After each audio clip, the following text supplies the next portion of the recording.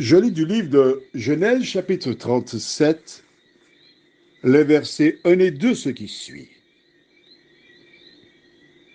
Jacob demeura dans le pays de Canaan, où avait séjourné son père. Voici la postérité de Jacob. Joseph, âgé de 17 ans, faisait paître le troupeau avec ses frères. Cet enfant était auprès des fils de Bila et les fils de Zilpa, femme de son père. Et Joseph rapportait à leur père leurs mauvais propos. Prions. Notre Seigneur et notre Dieu, nous allons découvrir ces deux références bibliques. Que le Saint-Esprit nous éclaire, nous dirige.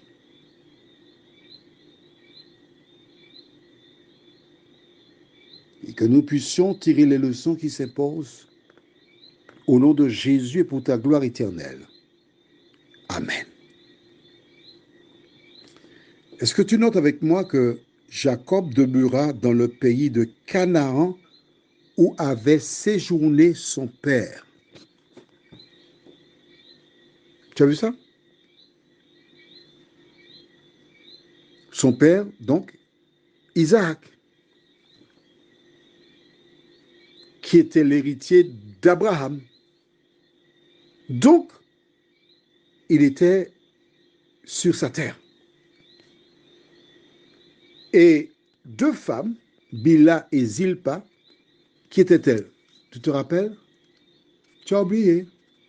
On retourne dans Genèse 35. Tu as trouvé Genèse 35? Et nous lisons les versets 25 et 26.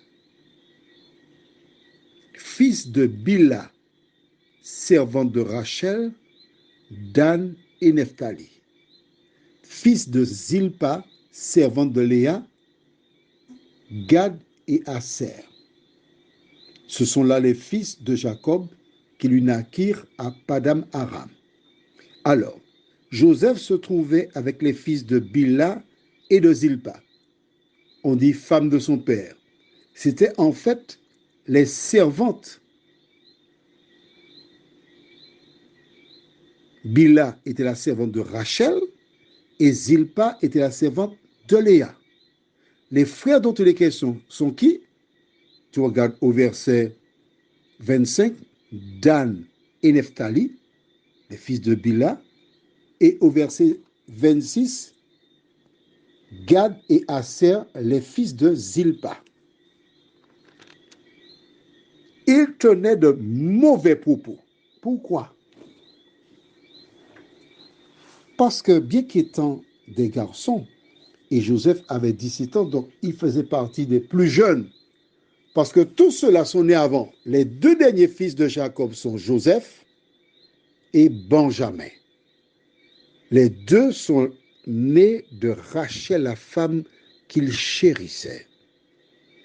Et Benjamin vit le jour. Et quand il sortit des entrailles de sa mère, cette dernière mourut.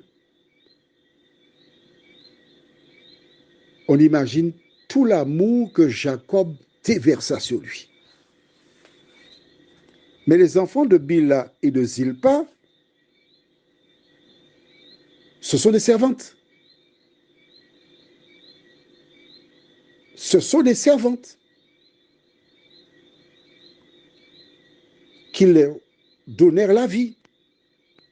Et probablement, Jacob était beaucoup plus affectueux envers Joseph et Benjamin, les deux derniers, déjà sont les derniers. On est différents lorsqu'il s'agit de derniers. Et par rapport à cela, ces garçons souffraient. Pourquoi j'en parle? Je connais beaucoup de personnes dont les parents n'ont pas eu d'affection pour eux et qui en souffrent, bien qu'étant adultes de plus de 50, 60 ans. qui rapporte à mes parents préférés, ma soeur, mon frère, on m'a fait des injustices. Et vois-tu, quand tu agis de la sorte, qu'est-ce qui se passe? Les enfants nourrissent la haine. Ils ont de l'amertume. Et ces garçons-là, ils parlaient. Et que faisait Joseph? Il rapportait à son père leurs mauvais propos. On imagine facilement que Jacob les rudoyait. Et cela provoquait un fossé entre ces garçons et Joseph. Toi qui m'écoutes là ce soir, quand tu as un enfant qui rapporte sur les autres, essaie de trouver l'astuce pour l'aider à ne pas rapporter parce que ce n'est pas bien, hein? Mais deuxièmement, dans ton comportement, ne permets pas aux autres enfants de découvrir qu'ils rapportent. Comprends-tu ce que je te dis? Parce qu'ils ne l'aimeront pas, ils lui feront des misères. Tant que tu es vivant ou vivant, tu vas protéger, tu vas défendre, mais le jour où tu fermes les yeux, que feront-ils? Que feront-ils? Je me répète, pendant que tu es encore vivant ou vivant, travaille à l'unité de tes enfants. La plus grande richesse que l'on puisse laisser à ses enfants, c'est qu'ils soient solidaires, c'est qu'ils s'aiment, c'est qu'ils se supportent, c'est que l'un vienne au secours de l'autre. Et si demain il y a un coup dur, l'un viendra toujours protéger sa sœur ou son frère. Que penses-tu? Est-ce ainsi que tu agis? Non. Ce qui est fait est fait. Mais à partir de ce soir, si ce que tu entends a du sens pour toi, si tu reconnais effectivement, oui, j'ai donné à ma fille ou à mon fils, à ma fille, c'est un homme, le prénom de la femme que j'aimais. Et effectivement, j'ai déversé beaucoup d'amour. J'ai pénalisé les autres. J'ai mal agi. Alors, je t'invite à appeler cet enfant et dire, écoute, tu sais, j'aimerais te rencontrer. Et tu l'emmènes avec toi prendre une glace quelque part. Qu'est-ce que tu aimerais manger comme friandise? Tu l'accompagnes. Et tu lui parles de cœur à cœur. Tu dis, écoute, tu sais, chérie, j'ai mal agi envers toi. J'ai eu des attitudes qui n'étaient pas bonnes. J'ai compris que je dois aimer tous mes enfants de la même manière. J'ai mal agi, je reconnais, je regrette. Je te demande de me pardonner. Maintenant, si toi, enfant qui as souffert, et tu parles bien à ton parent, sans l'avilir, le martyriser, tout ce que tu as à lui dire, papa, maman, je voudrais te dire que je t'aime et je n'ai aucune animosité à ton endroit.